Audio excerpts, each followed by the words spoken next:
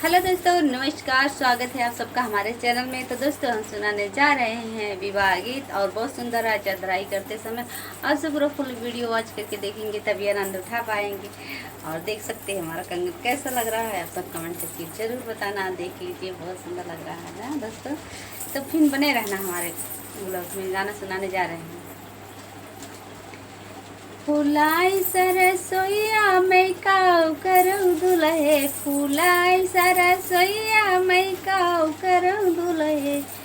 हर तुहरी बिदैया मैं काऊ देऊँ दुल्हे, हर तुहरी बिदैया मैं काऊ देऊँ दुल्हे। काऊ देऊ दुल्हे हो, काऊ देऊ दुल्हे, काऊ देऊ दुल्हे हो, काऊ देऊ दुल्हे। हर तुहरी बिदैया मैं काऊ देऊ दुल्हे, हर तुहरी बिदैया मैं काऊ देऊ दुल्हे। मम्मी जोगे तुहरा पापा हम देहानी, मम्मी जोगे तुहरा पापा हम देहानी। हर तुहरी बिदैया मैं काऊ देऊ दुल्हे, हर तुहरी बिदैया मैं काऊ देऊ दुल्हे। काऊ देऊ दुल्हे हो, काऊ देऊ दुल्हे, काऊ देऊ दुल्हे हो, काऊ देऊ दुल्हे। हर तुहरी बिदैया मैं काऊ देऊ दुल्हे। फुलाई सरसोईया मैं काऊ करूँ दुल्हे, फुलाई सरसोईया मैं काऊ करूँ दुल्हे। काऊ करो दुल्हे हो, काऊ करो दुल्हे, काऊ करो दुल्हे हो, काऊ करो दुल्हे। फुलाई सरसोईया मैं काऊ करो दुल्हे, फुलाई सरसोईया मैं काऊ करो दुल्हे।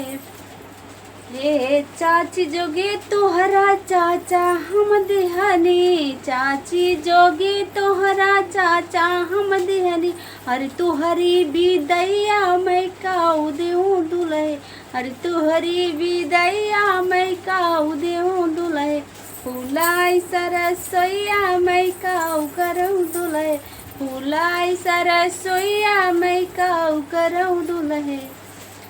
हर तुहरी बिदैया मैं काऊ देऊँ दुल्हे, हर तुहरी बिदैया मैं काऊ देऊँ दुल्हे। दीदी जोगे तोहरा जीजा हम देहानी, दीदी जोगे तोहरा जीजा हम देहानी। हर तुहरी बिदैया मैं काऊ देऊँ दुल्हे, हर तुहरी बिदैया मैं काऊ देऊँ दुल्हे। फुलाई सरसोईया मैं काऊ करूँ दुल्हे, हर तुहरी बिदैया मैं काऊ देऊँ दुल्हे, हर तुहरी बिदैया मैं काऊ देऊँ दुल्हे। बुआ जोगे तोहरा बुफा हम देहनी, फुआ जोगे तोहरा फुफा हम देहनी।